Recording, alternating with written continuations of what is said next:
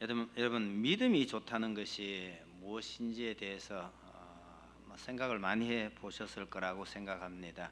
어떤 분은 그래요. 믿고 그냥 일 확 저질러 버려? 그런 게 아주 좋은 믿음이라고 생각하는 거죠. 또 어떤 분은요, 하나님께서 하실 것이니까 믿고 조용하게 기다려봐 이러기도 합니다. 여러분, 하나님만 믿고 일을 저지르는 사람하고요, 하나님께서 하실 것이니 조용히 기다려봐 그리고 아무 일도 안 하는 사람하고 어느 사람이 더 믿음이 좋은 걸까요? 이게 답하기가 좀 쉽지가 않습니다. 아마 둘 다 맞을 수도 있고 둘 다 신앙적이지 않을 가능성도 많아요. 가끔 어떻게 본다면 진짜 무식하게 용감해 보이는 사람들이 더러 있어 보여요. 저게 진짜 믿음일까 아닐까 이렇게 참 의심스러울 때가 적잖게 있습니다. 여러분, 아무 계획도 없고 준비도 없이 그냥 확 일 저지르는 것이 진짜 신앙이 좋은 걸까요? 어쩌면 그렇게 해야 할 때도 있을 수 있습니다만은 어떨 때는요, 진짜 하나님을 믿고 꼼짝하지 말아야 할 때도 있다는 사실을 기억해야 합니다. 왜 그런가 하니까 성경이 두 가지를 다 우리에게 말해 주고 있어요. 출애굽기 14장 14절에 보면 이스라엘 백성들이 그 홍해 앞에 막혔어요. 이제 우리 다 죽었다고 발버둥을 치고 있을 때 모세가 그럽니다. 가만히 있으라고요. 가만히 있어서 오늘 너희를 위해서 하나님께서 베푸시는 그 은혜를 보기만 하라 그렇게 말씀하셔요. 그때는 하나님을 믿고 가만히 있는 것이 아주 신앙적이기도 합니다. 그런데 또 어떤 경우는 보면요, 바울이 복음을 전하러 아시아로 가려 했습니다. 성령이 막았다고 그래요. 성령이 막으면 그만둬야 안 되겠어요? 아니, 복음을 전하러 가려는데 왜 성령이 자꾸 막는지 모르겠어요. 그때 먹었던 것이 아시아로 가려고 하는 것이었는데 지금의 소아시아를 말하는 겁니다. 바울이요, 여기 못 가게 하시면 절로 가야지 뭐. 그리고 다른 곳으로 가버렸어요. 빙 둘러서 여전히 복음을 계속 전했습니다. 성령님께서 막는다고 생각을 하면 어떻게 행동해야 될 거냐? 바울은 자기가 복음 전하는 거 그만두지 않았습니다. 심지어 나중에 3차 전도 여행 때 돌아올 때 예루살렘으로 돌아가면 체포될 거라는 사실을 성령님께서 바울에게도 알려줬고 주변에 있는 많은 선지자들에게 성령님이 가르쳐 주셨어요. 그래서 바울을 만나는 사람마다 예루살렘에 가지 마라, 가지 마라, 가지 마라고 하는데도 바울은 부득부득 갑니다. 죽는 한이 있더라도, 체포되는 한이 있더라도 나는 가야 한다.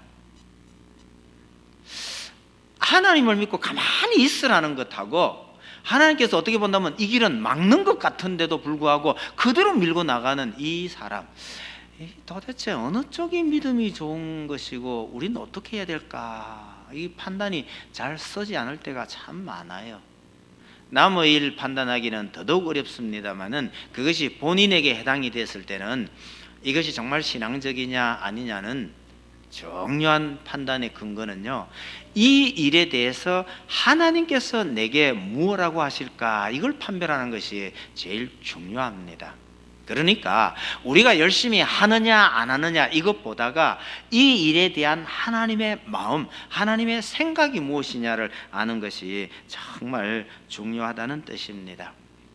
말하자면 나는 열심히 뭔가를 한번 해보고 싶고 그냥 일을 저질러 버리고 싶어도 하나님께서 가만히 있으라고 할 것 같으면 가만히 있어야 한다는 뜻이죠. 하나님이 가만히 계시라 하는데 내가 그냥 열심히 내서 그냥 쳐들어가고 공격하고 싸우고 일 저지르는 것, 결과가 좋지 않습니다. 여러분, 믿는다고 하는 사람이 가만히 있기도 그게 쉬운 거 아니에요. 가만히 하나님의 뜻을 기다리고 있는 것도 쉬운 일은 아닙니다. 이런 점을 오늘은 이 기드온의 경우를 보면서 생각을 한번 해보려고 합니다. 우린 기드온에 대해서 너무나 잘 알고 있죠.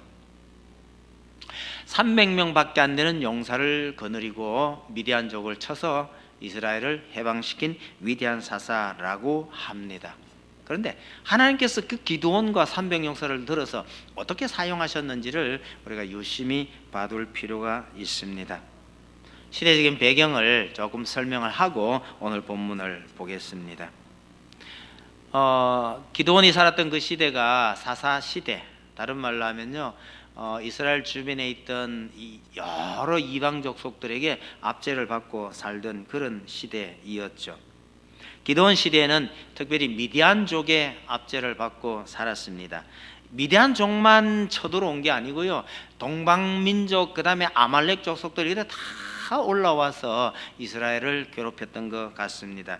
6장 3절에 보니까 이스라엘이 파종한 때면 미디안과 아말렉과 동방 사람들이 치러 올라와서 진을 치고 가사에 이르도록 토지 소산을 멸하여, 그렇게 말합니다. 씨 뿌려 놓으면 그때부터 올라와서 아예 죽치고 앉아서 다 털어먹었다는 이야기죠. 옛날 우리 일제시대 때 그 쌀을 공출해 간 얘기를 들은 바에 의하면 이랬다고 그래요. 추수할 때 와서 그거 뺏어가는 게 아니에요. 벼가 자라 올라오면 벼 이삭을 보고 한 이삭 하나에 알이 몇 개나 열리는지를 미리 다 헤아렸다고 그래요. 그렇게 조사를 다 해놓고 추수야 얼마나 했던지 간에 이미 조사한 그 숫자 갖고 전부 뺏어 갔다는 거예요. 농사 지은 사람이 남겨서 먹고 살든지 죽든지 그건 고려 대상이 안 되는 거예요. 이게 압제입니다. 이 미디안 사람들이, 동방 사람들이 올라와서 여기에 죽치고 앉아 있으면서 뭐 씨가 될 것 할 것 없이 다 빼앗아가는 이유는 뭐냐고 하니까 앞에 성경 보면요, 땅을 멸하려고 그랬다는 거예요. 목표가 그냥 빼앗아가고 다음번에 와서 또 뺏어가고 이런 게 아니에요. 그냥 아예 이 땅을 전부 멸해버리려는 게 그 목표이었다고 합니다. 여러분, 이스라엘이 왜 이 모양이 됐어요? 하나님께서 온갖 기적을 다 보여주시면서 이 가나안 땅까지 이끌어와서 가나안에 있던 원주민들을 다 몰아내고 하나님께서 이 땅을 주셨는데, 이 사사 시대에, 특히 기드온 시대에 왜 이 모양이 됩니까? 본문은 분명히 우리에게 그렇게 보여줍니다. 자기들을 애굽에서 구원해서 가나안 땅에 심어놓은 이 하나님을 이스라엘이 잊었다는 거예요. 잊어버리고 이 가나안 사람들의 우상을 섬겼기 때문에 이스라엘이 이런 고통을 당하는 거죠. 여러분, 참 불행한 것이 이스라엘만 그런 것이 아니고 오늘 우리 성도들 중에도 이런 분들이 참 적지가 않아요. 먹고 살만하면 하나님을 잊어버려요. 이게 참 불행이죠. 그리고 그렇게 끔찍한 고통을 겪게 되면 그제서야 하나님을 찾아요.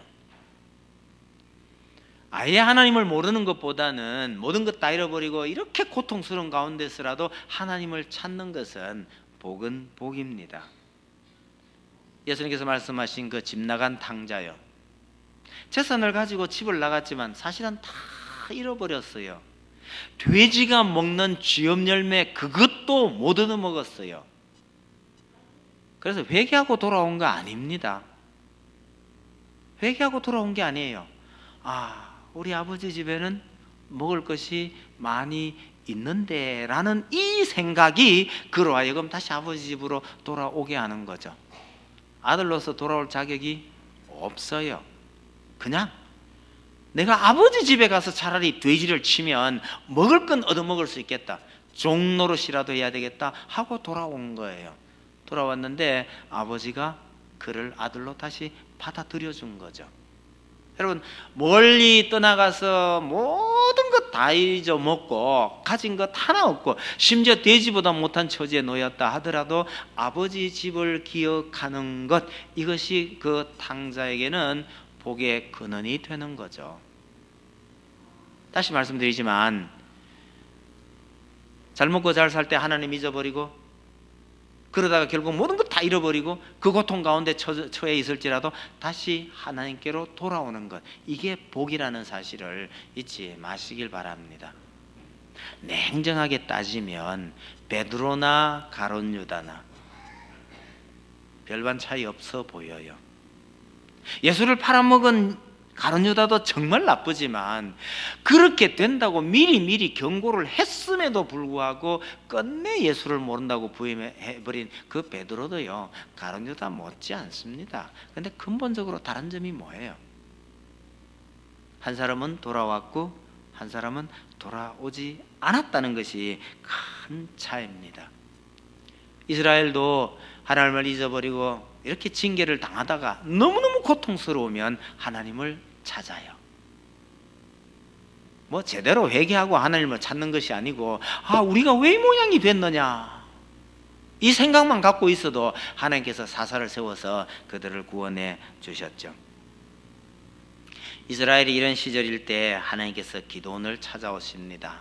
찾아와서 기드온이요 포도밭에 몰래 숨어서 밀을 타작하고 있었단 말이죠. 밀 타작하는 거 들키면 다 뺏기니까 포도원 밑에 숨어서 포도주 틀에서 밀을 타작하고 있었는데 하나님께서 찾아와서 오셔서 하나님께서 너와 함께 하시도다 뭐 이런 인사를 했네요. 기드온이 답변합니다. 하나님이 있긴 어디 있어요? 아니 하나님이 우리와 함께 있는데 우리가 지금 이 모양이 될 수가 있습니까? 그랬더니 하나님께서 네가 이스라엘을 구원해 내라고 하시는 거예요. 기드온의 답변이 참 재밌습니다. 내가 어떻게 그런 일을 해요?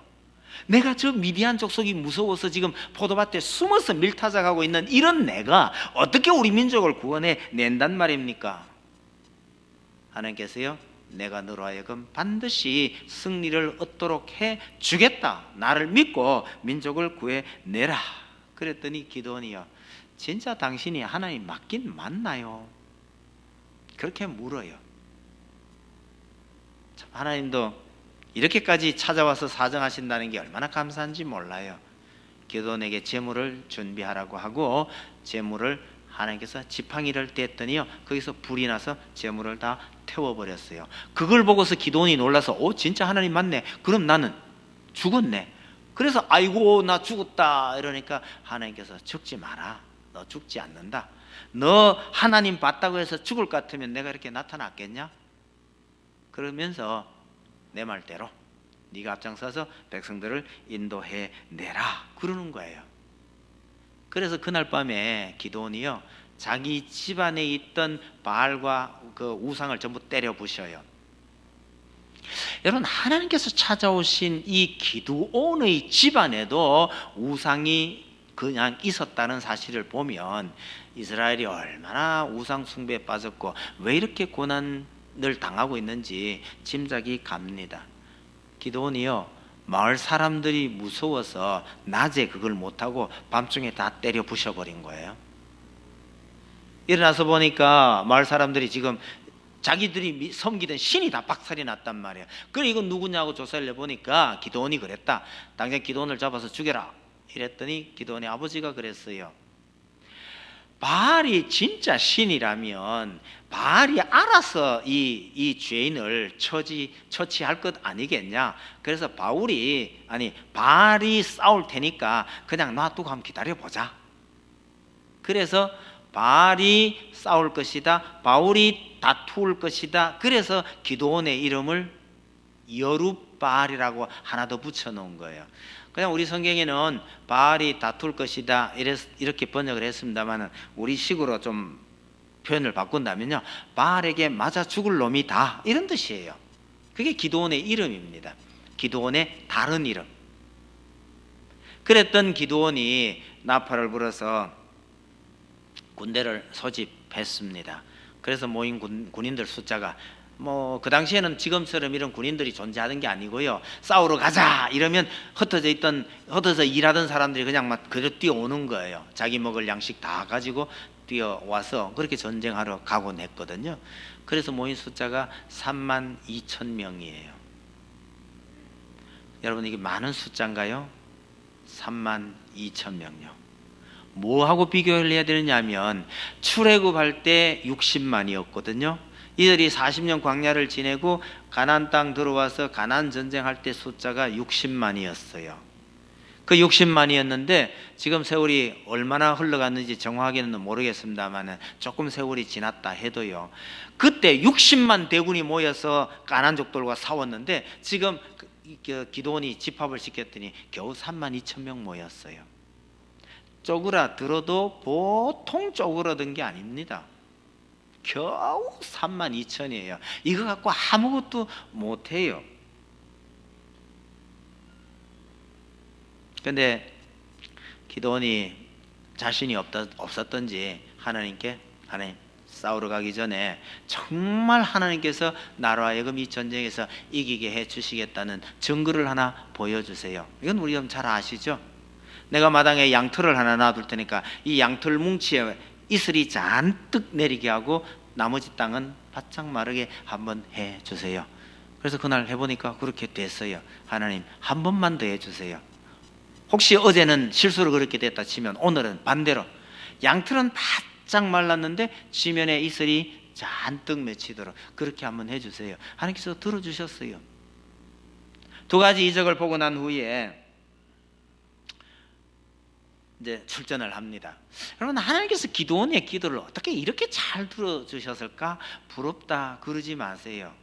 입장을 바꿔서 생각해 보면요, 기드온의 믿음이라는 것이 얼마나 시원찮았으면 하나님께서 이런 증거까지 다 보여줘야 얘가 전쟁하러 나가겠냐. 그래서 불쌍해서 다 들어주는 겁니다. 하나님께서 기도 잘 들어주신다고 함부로 자랑하지 마세요. 하나님께서 성경에 기도를 잘 안 들어주신 예가 들어 있습니다. 다윗이 아들 살려달라고 일주일 동안 금식하고 했는데 하나님께서 데려가 버리셨어요. 바울이요, 무슨 병인지 모르겠지만 자기 몸에 있는 이 병 고쳐달라고 그렇게 기도했는데 하나님께서 그런 기도 그만해, 하지 말라고 그랬었어요. 왜요? 바울이나 다윗이나 그래도 그 기도 안 들어주고 혹시 그런 기도를 다른 방법으로 들어주더라도 일단 안 들어줘도 다윗의 신앙이나 바울의 신앙은 흔들림이 없다는 걸 하나님께서 아시니까 마음 놓고 그런 기도 하지 마, 그런 기도 못 들어줘, 이래도 괜찮은 거예요. 믿음이 좋기 때문에 그런 거예요. 그런데 어제 아래 교회 처음 나와가지고 뭔지도 잘 모르고 아무렇게나 기도하고 있는데 하나님께서 더 보시니까 저 기도 안 들어줬다가 저놈 자식 다시는 교회 안 나오겠다 싶으면요, 기도 잘 들어주십니다. 뭐와 같은 기도이기 때문이에요. 아무것도 모르는 철딱서니 애가 무조건 울어대끼면서 앵앵거리고 있으면요, 막 부모들이 이거 해줄 거 아닌데도 하고 해줄 때가 들어 있습니다. 그런 기도를 열심히 하고서 하나님께서 내 기도 잘 들어주셨다고 자랑하고 다니는 게 별로 잘하는 거 아니에요. 왜 기드온이 하나님께서 이 전쟁하러 가기 전에요 그런 증거를 그렇게 요구하는 대로 잘 보여주셨느냐? 지금 이스라엘 형편이 그렇다는 거예요. 기드온만 그런 게 아니고 기드온을 따르는 군사들이 또 마찬가지겠죠. 어쨌든 그렇게 해서 기드온이 용기를 내서 3만 2천을 데리고 싸우러 갔는데 적군이 너무 많아요. 기드온이 보기에는 적군이 너무 많은데 나중에 전쟁 끝나고 난 뒤에 전쟁 이 대치했을 때는 숫자가 얼마나 몰랐던 것 같아요. 너무너무 많아요. 전쟁 끝나고 보니까 그 군사의 숫자가 13만 5천이었어요. 뒤에 그 기록이 나옵니다. 13만 5천인데 우리 군대는요 3만 2천이거든요. 근데 하나님께서 너무너무 속 터지는 얘기를 하셔요. 기드온아, 군사가 너무 많다. 여러분 생각해 보세요. 옛날 전쟁은 오늘날처럼요 무기가 좋거나 뭐 이래가지고 어떻게 작전을 잘 쓰면 이길 수 있는 이런 전쟁이라기보다 옛날 전쟁은 전부 백병전이에요. 숫자 많으면 이기는 전쟁이었단 말이에요. 그런 전쟁에 13만 5천에 3만 2천이면 거의 4대 1이잖아요. 그걸 어떻게 많다고 하시는지 모르겠어요.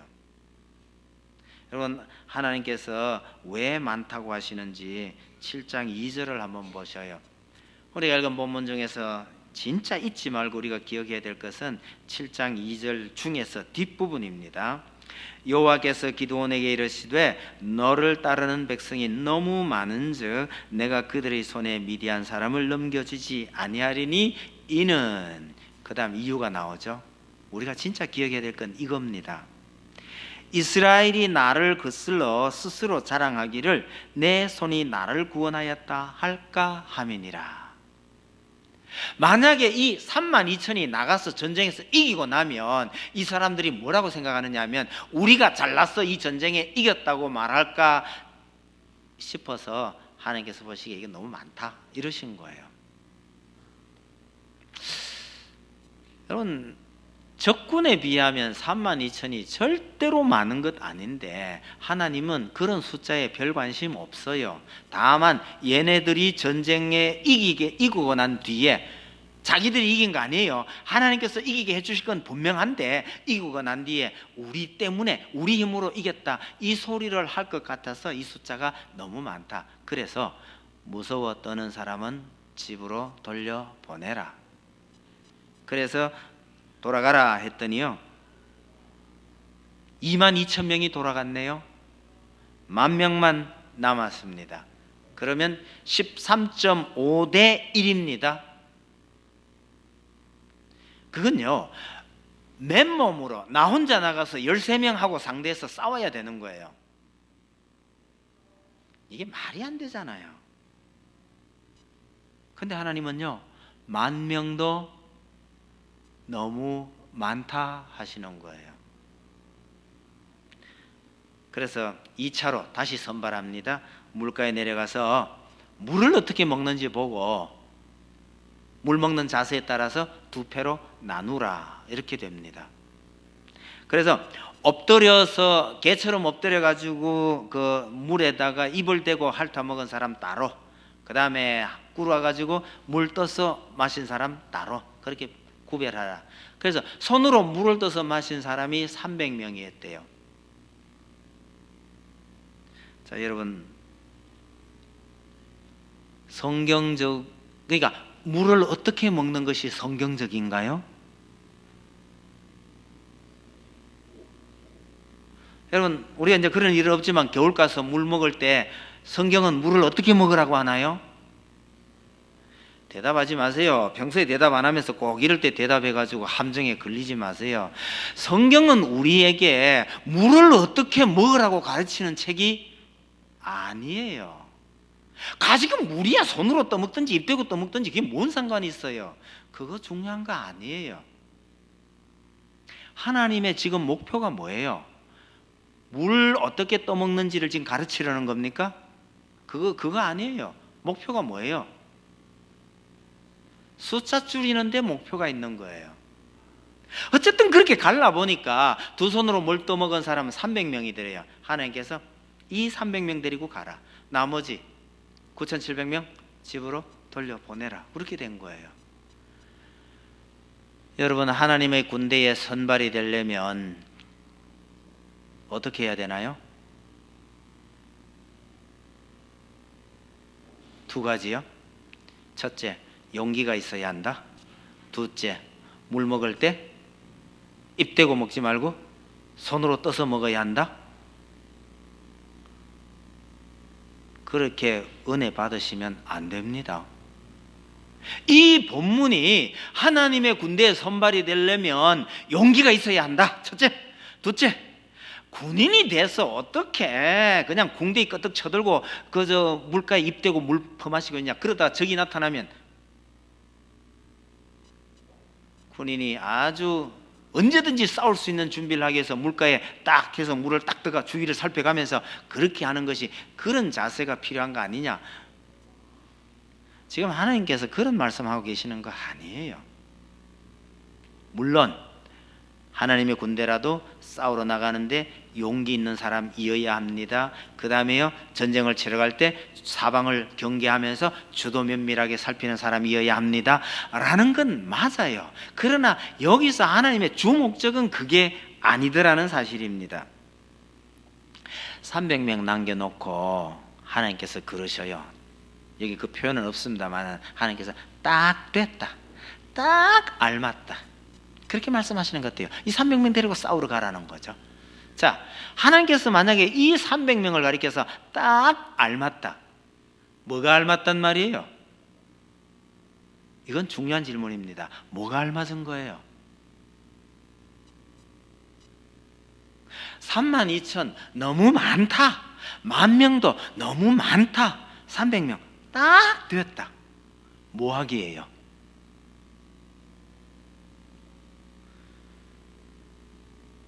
본인들 스스로 생각해도 절대로 싸워서 이길 수 없는 숫자로서 딱 알맞다는 거예요. 이스라엘의 어느 누구도요, 이 300명 가지고 13만 5천하고 붙어서 이길 수 있다고는 생각 못할 거다. 그러니 설령 내가 이기게 해줬다고 해도 어느 누구도 우리가 잘 싸워서 이겼다고 말 안 할 거다. 그러기에 이 숫자는 딱 알맞은 숫자다. 그런 얘기입니다. 간단하게 표현하면요, 죽어도 싸워서 이길 수 없는 숫자, 그게 300입니다. 좀 표현을 바꾸면요, 설령 전쟁에서 이겼다 하더라도 절대로 우리가 잘해서 이겼다고 말하지 않을 숫자라는 거예요. 그게 300이란 뜻입니다. 여러분, 기도원을 통해서 하나님께서 이렇게 하시는 걸 가만히 보면 여러분, 하나님께서 제일 싫어하시는 것이 무엇인지가 금방 드러나죠. 사사시대라는 긴 시대를 보게 되면 이 시대에 이 민족이 그렇게 고통당했던 이유는 우상숭배입니다. 하나님을 잊어버리고 우상을 숭배하는 것, 이거 하나님께서 가장 싫어하시는 것이죠. 그러면 기도원의 군사 300을 보면 하나님께서 가장 싫어하시는 게 뭐예요? 하나님께서 이기게 해주셨음에도 불구하고 하나님 잊어버리고 우리가 잘해서 이겼다고 생각하는 것, 이걸 하나님께서 가장 싫어하신다는 거예요. 이걸 다른 말로 하면 자만이죠. 자만도 우상숭배나 거의 다를 바 없는 게 하나님을 잊어버린다는 점에서는 거의 비슷한 겁니다. 여러분, 하나님께서 이스라엘 백성들에게 은혜를 베푸시려고 하셔도요, 그렇게 될까 싶어서 이렇게 고민하고 노심초사하고 있다는 거 잊지 마셔요. 하나님께서 이스라엘 백성들에게 복을 주려고 할 때 제일 걱정되는 게 뭘까요? 신명기 8장 12절 13절인데 제가 한번 읽어보겠습니다. 내가 먹어서 배부르고 아름다운 집을 짓고 거주하게 되며 또 내 소와 양이 번성하며 내 은금이 증식되며 내 소유가 다 풍부하게 될 때에 내 마음이 교만하여 내 하나님 여호와를 잊어버릴까 염려하노라. 하나님께서 자기 백성들이요, 잘 먹고 잘 살고 풍족하게 해주면서도 걱정이 뭐냐면 얘들이 그렇게 되면 꼭 나를 잊어버릴 건데, 이게 하나님의 걱정이에요. 그러니 이스라엘 백성들을 미디안 손에서 구원을 하려고 하시면서도 그 구원을 시켜놔 놓으면 이놈들이 또 날 잊어버리고 자기들 잘나서 그렇게 될 건데, 그러면서 결국 또 우상숭배로 돌아간다는 거예요. 하나님께서 은혜를 베풀면서도 제일 염려하는 거, 얘들이 잘 먹고 잘 살면, 전쟁에 이기면 또 나를 잊어버릴 수 있는데, 여러분, 오늘 우리 인생이 가진 약점 중에 하나가 이런 거란 사실을 절대로 잊지 마셔요. 공부 잘하는 아이들이요, 성품이 안 좋을 때가 참 많아요. 공부 잘하는 아이들은 어디 가서 시험에 붙고 좋은 성적 내면요, 마음 한구석에요, 자기가 잘나서 그리 된 거라고 생각해서 선생님에게 그렇게 감사 잘 안 해요. 부모에게 감사 잘 안 하는 경우도 잘 드물어요. 사람이 뭔가를 잘났을 때는요, 항상 자기가 잘해서 그렇게 된 줄 알고 진짜 감사해야 할 분들에게 제대로 감사하는 경우가 그리 많지 않아요. 신명기 17장 6절에 보면요, 이스라엘의 왕된 자는 말을 많이 두지 말 것이요 말을 많이 얻으려고 백성을 애굽으로 돌아가게 하지 말라는 말씀이 있어요. 이스라엘의 왕은 말을 많이 갖고 있지 말래요. 왜요? 말, 그게 고대 군사력입니다. 그런데 그런 군사력을 많이 두고 그걸 믿고 나라 다스릴 생각하지 말라는 거예요. 뭐만 믿으라? 하나님만 믿으라는 얘기죠. 다윗이 나라가 강성해지고 난 후에 인구조사를 한번 합니다. 요압에게 시켜서, 군대 장관에게 시켜서 인구 숫자가 얼마나 되는지 한번 조사해오라. 이랬다가 하나님에게 엄청난 벌을 받아요. 여러분, 인구조사가 무슨 큰 죄라고요? 다윗이 왜 인구조사했는지 아십니까? 내가 거느리고 있는 군사가 얼마나 되고 전쟁할 때 동원할 수 있는 우리 군사 숫자가 얼마인지 이게 알고 싶었다는 거예요. 그래서 징계받는 겁니다. 성경 읽으면 그 대목이 잘 이해가 안 되기도 합니다. 인구조사했는데 왜 그렇게 하나님께서 야단치실까? 야단 안 맞고 인구조사하는 방법이 있어요. 그 인구조사를 군대 장관에게 시켰기 때문에 문제예요. 본래 이스라엘의 인구조사는 군대 장관이 하는 거 아니에요. 제사장이 하는 거예요. 왜 제사장이 합니까? 하나님의 백성을 헤아리는 거니까 그 임무는 제사장이 하면 돼요. 제사장이 조사를 하면서 하나님의 백성의 숫자를 헤아릴 때는 전부 그 성전 세를 다 받았거든요. 그렇게 인구조사를 했단 말이에요. 제사장이 그렇게 조사한 것은 하나님의 백성의 숫자를 헤아리는 거예요. 근데 다윗이 군대 장관에게 그 일을 맡겼다는 것은 자기가 거느릴 수 있는 군대의 숫자를 파악하기 위함이었다는 거예요. 이것 때문에 하나님께 큰 징계를 받는 겁니다. 여러분, 다시 정돈합니다. 하나님께서 이 전쟁을 하러 나갈 때 군인들을 선발하는 기준이 뭐냐 이거예요. 겁나는 사람 돌아가라 했으니까 남은 사람은요, 용감한 사람들이에요. 세상에 전쟁에 나가는데 돌아가라 그러면요, 우리나라 군대도 한번 시험을 해보면 남아있을 사람 별로 없을걸요. 용감한 사람 맞아요. 그리고 물 먹는 자세를 보면 글쎄 용이 주도한 사람인 거 맞는 것 같아요. 그럼에도 불구하고 그것은 그 다음 문제입니다. 그 다음 문제예요. 하나님께서 진실로 필요하는 사람은 어떤 사람요? 하나님께서 은혜 베푸셨을 때에 하나님의 은혜로 이겼다고 고백할 수 있는 사람이 필요하다는 거예요. 여러분, 하나님께서 필요로 하시는 분은 진짜 능력 있는 사람, 힘 있는 사람, 재주 있는 사람, 잘난 사람, 뭐 그런 사람이면 좋긴 하겠지. 그러나 그게 중요한 게 아니더라는 얘기죠. 어떻게 이겼든 어떻게 어떤 좋은 일을 이루었던 간에 하나님의 은혜로 이 일을 할 수 있었다고 고백하는 사람을 하나님께서 찾으신다는 것을 여기 잘 보여주는 겁니다. 여러분, 열심히 사셔요. 그렇게 해서요, 이 땅에서도 제발 잘 사셔요. 예수 믿는 사람들이 꼭 그렇게 거지같이 살아라는 법 없어요. 성경에 부자들 많이 나와요. 복받은 부자. 아브라함도 부자고 이삭도 부자고, 나중에 보면 야곱도 거대한 부를 거느려요. 복받은 사람들 많아요. 중요한 건요, 그렇게 복을 받아 누리면서도 이게 내가 잘나서 된 거 아니고 하나님께서 내게 이렇게 은혜를 부어주셨다고 고백할 수 있는 사람에게 하나님께서 마음 놓고 복을 쏟아 부을 수 있는 겁니다. 여러분, 우리가 얼마나 열심히 노력하느냐, 아니면 또 우리가 얼마나 열심히 기도하느냐, 이런 문제보다가, 그거 하지 말란 뜻 아니에요. 그거 분명히 중요합니다. 그러나 그것보다 더 중요한 것은 하나님께서요, 정말 하나님의 은혜로 내가 지금까지 살아왔다고 고백할 수 있는 사람, 그 사람을 하나님께서 불러서 일에 쓰신다는 사실을 여러분 잊지 마시길 바랍니다. 바울이 다 그런 예죠. 얼마나 열심히 복음 전했어요.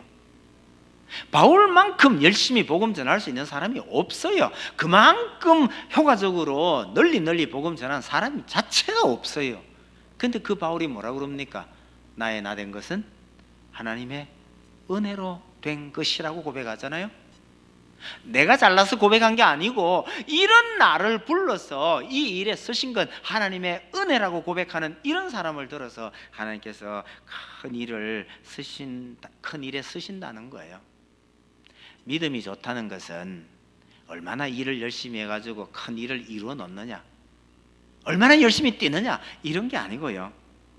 하나님의 마음을 그만큼 잘 알아서 그 하나님의 마음에 합당하게 움직이는 사람, 이 사람이 믿음이 좋은 겁니다. 여러분, 노력하지 아니하고 하나님께서 다 해주시길 기다리고 기도만 하는 사람, 참 많이 잘못된 사람입니다. 이렇게 표현하면 좀 문제 있긴 하지만 무당하고 비슷해요. 자기는 아무 노력 안 해요. 하나님께서 다 하실 건데 뭐, 전도하러 가자 그러면요, 하나님께서 예정한 사람은 하나님께서 다 부를 건데 뭐 나가서 그럴 필요 뭐 있냐, 하나님께서 다 하실 거래요. 자기는 아무것도 안 해요. 진짜 이거 무당 비슷한 신앙입니다. 그러니까 우리 원주희 목사님이 이 한국교회에 샤머니즘이 쫙 깔려 있다고 그러잖아요. 이런 생각은 전혀 성경적이지도 않다는 사실을 잊지 마셔야 합니다. 그러면 제가 처음에 말씀드렸던 모세가 가만히 서서 하나님께서 구원을 어떻게 베푸르신지 보기만 하라, 이건 무슨 얘기냐? 여러분, 지금 이스라엘 백성들이 할 수 있는 게 아무것도 없어요. 앞에는 바다, 뒤에는요 애국 군대가 추격해 옵니다. 이스라엘 백성들이 할 수 있는 거라고는 딱 하나, 모세를 원망하고 하나님을 원망하는 것, 그거밖에 없는 거예요. 그래서 모세 하나님을 향해서 마구 원망해야 되니까 모세가 가만히 있으라고 그러는 거예요. 표현을 바꾸면요, 모세를 원망하고 하나님 원망하고, 안 되겠다, 막 저기 칼에 죽느니 아예 우리 스스로 죽자, 그러니까 홍해 바닷물에 뛰어들고, 이런 짓 하지 말라는 거예요. 가만히 있으란 얘기는 좌절하고 사고치고 스스로 목숨 끊고 이런 짓 하지 말고 하나님의 그 역사하심을 기다리라는 뜻이지, 아무런 노력도 하지 말라는 게 아니에요. 우리 스스로 생각해도 지금 이 상황에서 난 애쓰고 노력할 게 아무것도 없다, 이젠 나로서는 어떻게 할 수가 없다, 이럴 때에 아무것도 하지 말고 좌절하거나 실망하거나 엉뚱한 사고 치지 말고 하나님만 믿고 기다리라는 뜻이지, 노력할 수 있는데도 노력 안 해도 좋다, 이런 뜻은 아니란 사실을 기억하시기 바랍니다. 또 한 가지요, 자기 노력이나 자기 능력으로 일을 다 이루었다고 생각하면서도 그래도 교회에서 배운 건 있으니까 말로는요 다 하나님의 은혜로 이렇게 된 겁니다. 이거 일종의 윗선이에요. 자기 속 생각은요, 속으로는요 내가 잘했다고 생각하는 거예요. 내니까 이랬지, 아니 내가 이만만 하니까 하나님께서 이런 복 주셨지, 이유가 내게 있다고 생각하면서 하나님의 은혜라고 말하는 사람, 교회 안에 많이 있어요. 이거요 일종의 윗선입니다.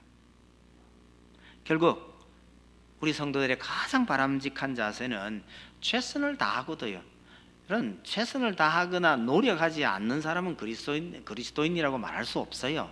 그렇게 열심히 최선을 다해서 노력하고 애쓰고 그래서 하나님께서 은혜를 많이 주셨는데, 결과적으로 내가 이렇게 수고했지만 내 수고는 아무것도 아니에요. 사실은 하나님께서 은혜 주셔서 이렇게 된 겁니다. 하나님께서 그렇게 은혜 주셨기 때문에 내가 이렇게 노력할 수, 일할 수 있었습니다 라고 고백하시는 것, 이것을 하나님께서 가장 기뻐하신다는 사실을 잊지 마십시다.